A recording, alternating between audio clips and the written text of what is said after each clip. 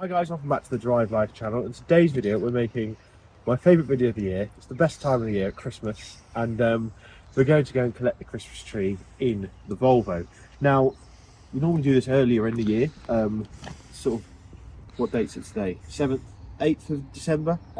We're normally end of November people, although you can't listen to your first Christmas song before the 1st of December, of course. So we're running late just because I've been away with work and we've been house sitting for my parents, etc. So yeah, we're going to do our overdue Christmas tree trip in the Volvo.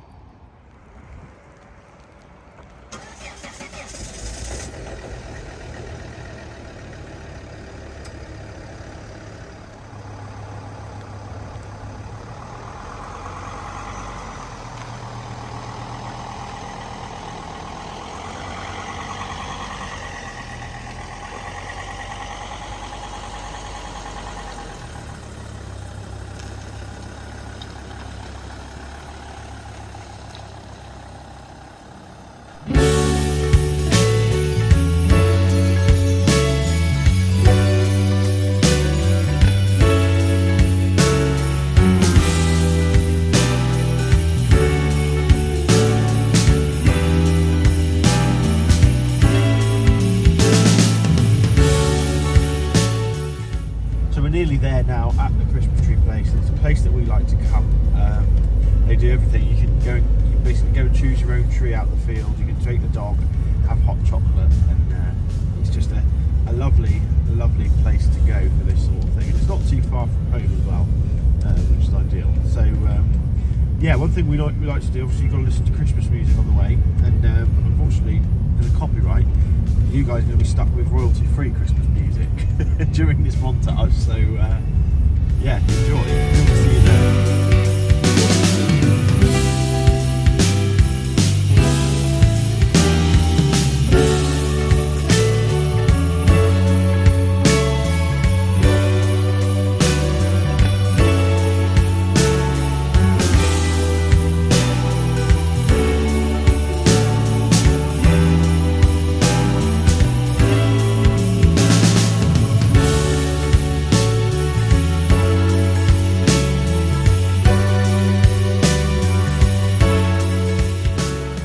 Okay, so the road was closed. Now we're taking a somewhat cross-country diversion. Now these roads have been here for thousands of years, so it's handy to use the RTI system because it won't have changed since 2000.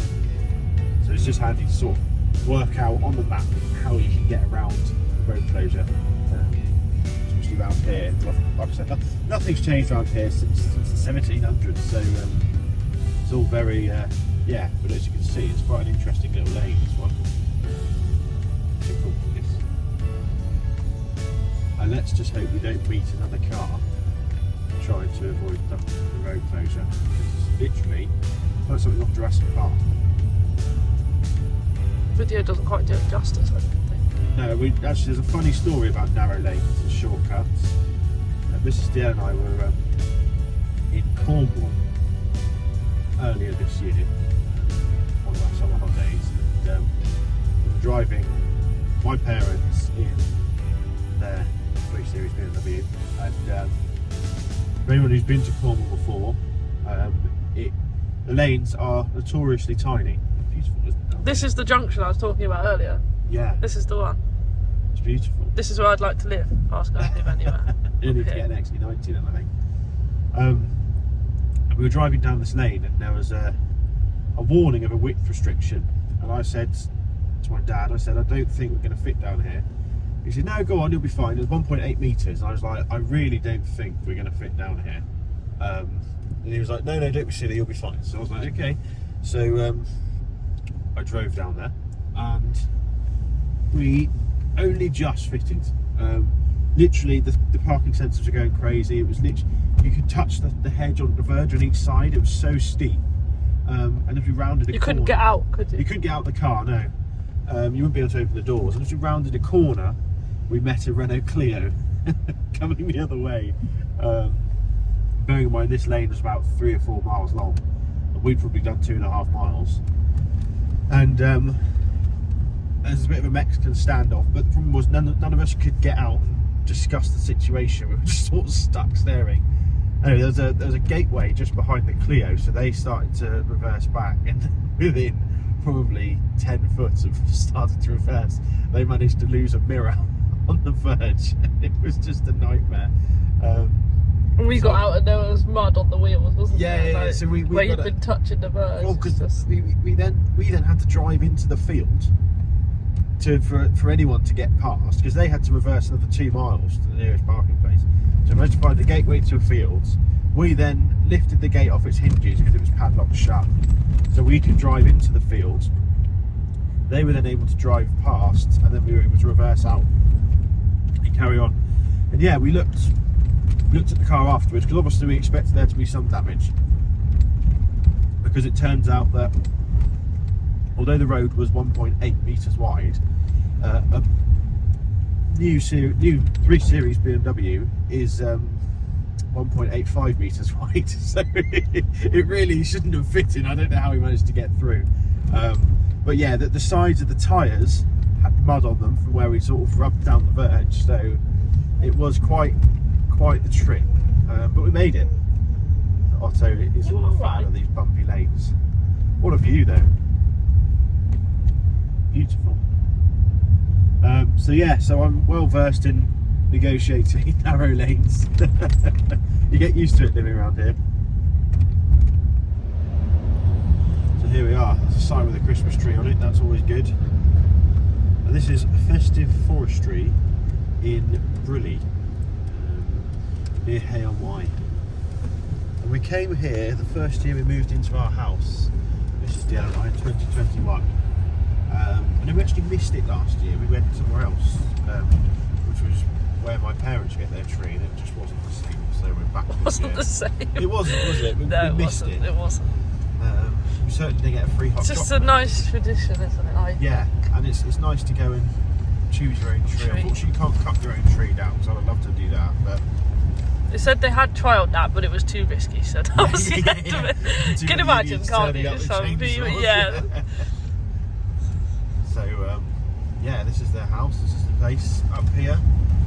They've got the most amazing view, so we'll give you a little walk around the Christmas tree field. It's a shame because it's 8 degrees outside, you know.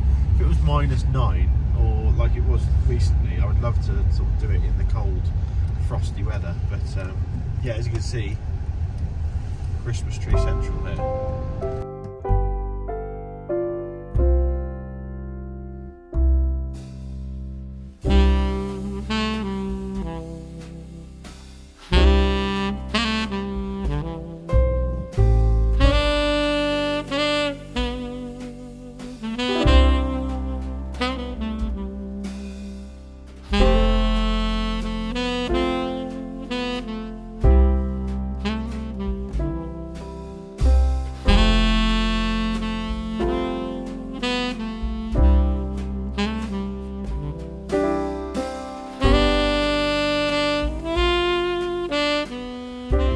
Okay, so just look at that view.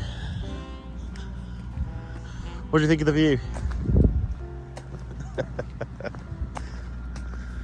So Otto's met Ralph. Ralph and Otto are best friends. And now Otto's going to help us choose a Christmas tree. No. He's also going to pee up the Christmas trees. So we have our name tag. And well, we know what breed of tree we want, don't we? I'm very particular about my breed of Christmas tree. I want a Nordman fir or a Noble fir.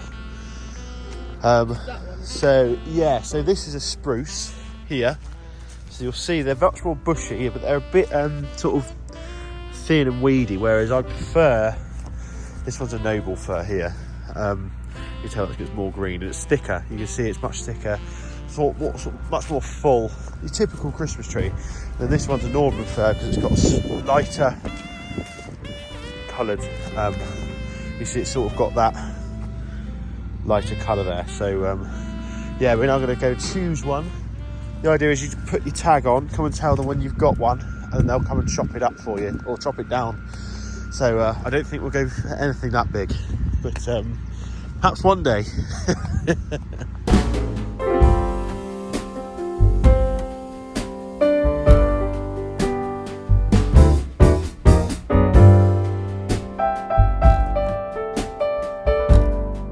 deep in the undergrowth now, trying to find the perfect tree.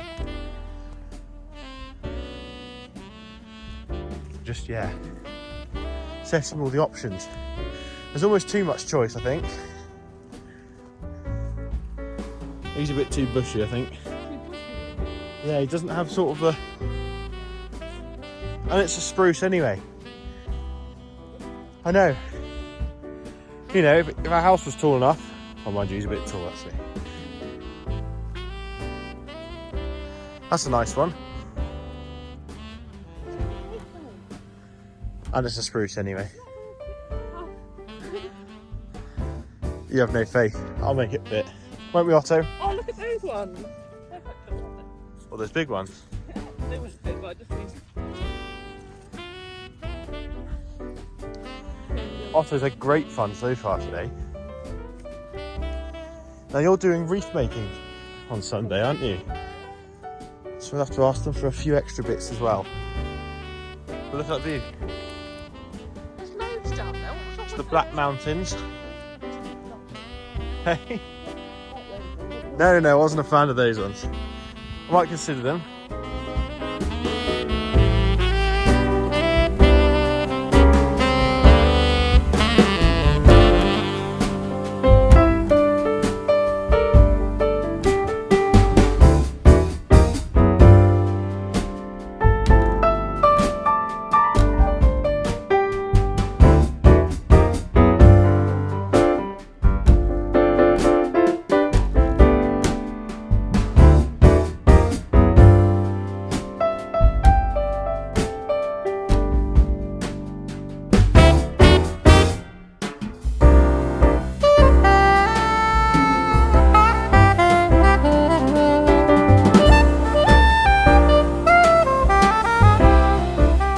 So I think we've decided, have we? Yeah. Happy with this one? It's obviously the most remote spot in the whole farm. And we've been walking for a good 35 minutes. Otto's loved it. He's now gone off into the bushes. But yeah, we think this one's a nice blend of bushiness, nice height. We've been dragged in. Otto, come on in.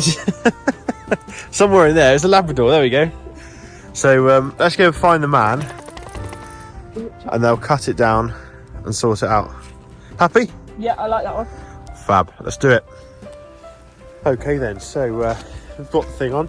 The Handy Rack have made their annual trip out. We haven't had anything on these for ages. So yeah, our inflatable roof rack, 35 quid, can't beat it. We've used a ratchet strap. I only had one, so I've also used the dog lead as well. So it's all tightened up. Otto's in there, nice and happy, and yeah, we're gonna go settle up and get going without a hot chocolate, of course. Okay, so we're now leaving Festive Forestry. We've got the tree on the top. I've managed to make it down the driveway and it hasn't flown off yet, so hopefully that bodes well for the rest of the journey. We had some lovely rocky road and a hot chocolate. So now we're going to head home. Unfortunately, you've got to take the main road, so we're sort of doing 50-60 mile an hour roads. And hopefully the tree will stay on. We only had like I said, one ratchet strap, so we've used a dog lead as well to tie it on. I don't know what speed they're rated up to, but we're going to find out. Okay then guys, so we are back home. The tree made it. We're going to take it off now and get it sorted. The neighbour's dog there. So yeah, thanks for watching. Don't forget to like, comment, subscribe. Let me know if you've ever done this with your S80 or if you have a Christmas tradition with your Volvo. Yeah, weather's a bit grim today, so didn't feel that Christmassy. But yeah, it's a brilliant time of year.